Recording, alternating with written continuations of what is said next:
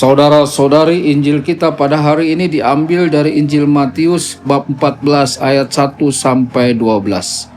Sekali peristiwa sampailah berita tentang Yesus kepada Herodes, raja wilayah.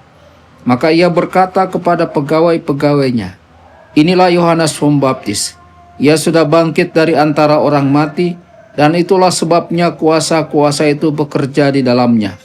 Sebab memang Herodes telah menyuruh menangkap Yohanes, membelenggu dan memenjarakannya, berhubung dengan peristiwa Herodias istri Filipus saudaranya.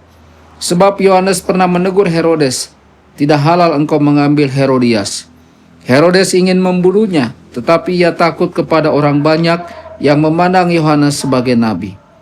Tetapi pada hari ulang tahun Herodes, menarilah putri Herodias di tengah-tengah mereka dan menyenangkan hati Herodes, sehingga Herodes bersumpah akan memberikan kepadanya apa saja yang dimintanya. Maka setelah dihasut oleh ibunya, putri itu berkata, 'Berikanlah kepadaku di sini kepala Yohanes Pembaptis di sebuah talam.'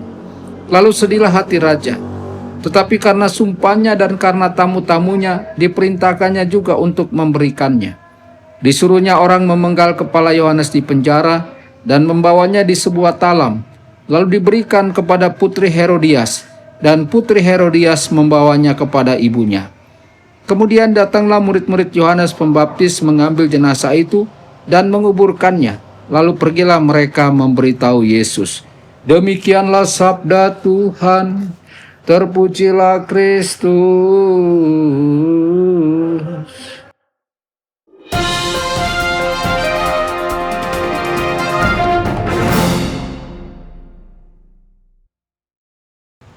Dalam nama Bapa dan Putra dan Roh Kudus, amin. Saudara dan saudari terkasih dimanapun Anda berada, jumpa lagi dengan saya Romo Tedens dalam saluran Warta Kabar Sukacita. Semoga Anda semua dimanapun berada senantiasa dalam keadaan sehat dan bahagia. Hari ini kita mendengarkan kisah tragis tentang kematian Yohanes Pembaptis, nabi besar yang diutus Allah untuk mempersiapkan jalan bagi Kristus, namun akhirnya dibungkam oleh kuasa dunia yang gelap. Kita melihat seorang raja bernama Herodes yang terjebak dalam permainan kekuasaan, hawa nafsu, dan ketakutan akan pandangan manusia. Sebuah pesta yang seharusnya menjadi perayaan kehidupan justru berakhir dengan pembunuhan seorang utusan Tuhan.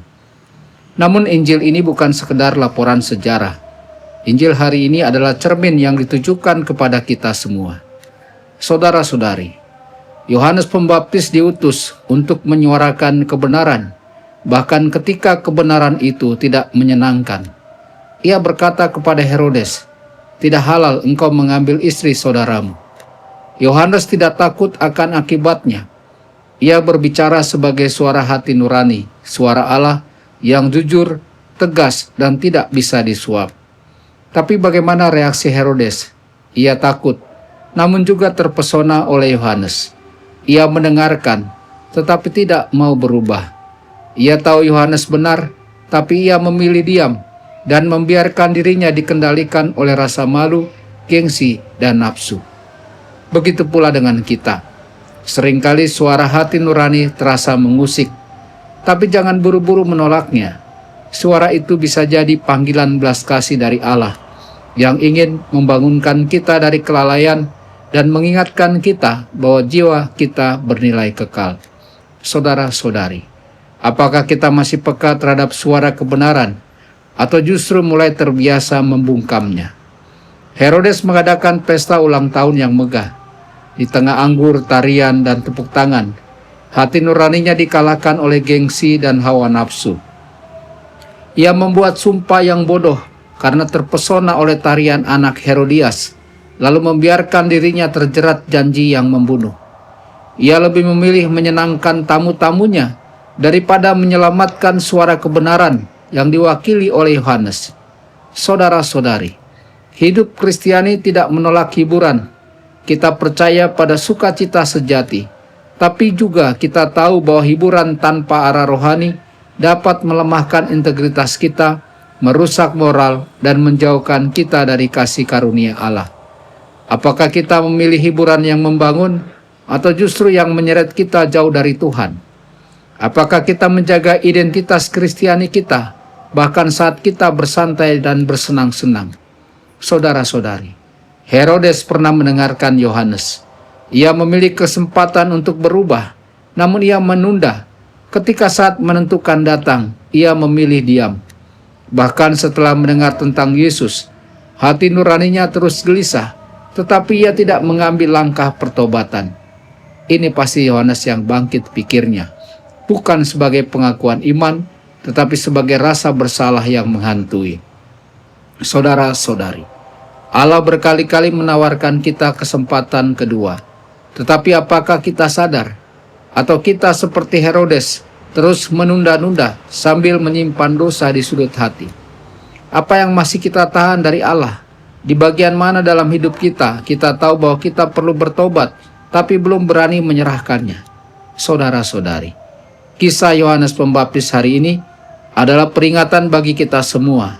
Jangan padamkan suara kebenaran dalam hati kita. Jangan tunda rahmat pertobatan yang Tuhan tawarkan. Jangan biarkan hiburan dan hawa nafsu menuntun kita menjauh dari kebenaran. Marilah kita bersyukur jika hati nurani kita masih bisa merasa bersalah, karena itu berarti Allah masih berbicara kepada kita.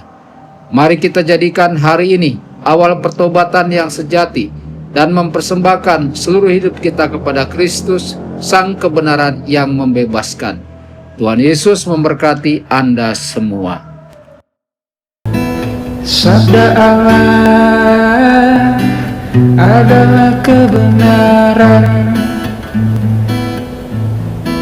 Sabda Allah adalah kehidupan. Mari kita mencintainya, mari kita menghayatinya. Ya Tuhan yang ku muliakan, sabda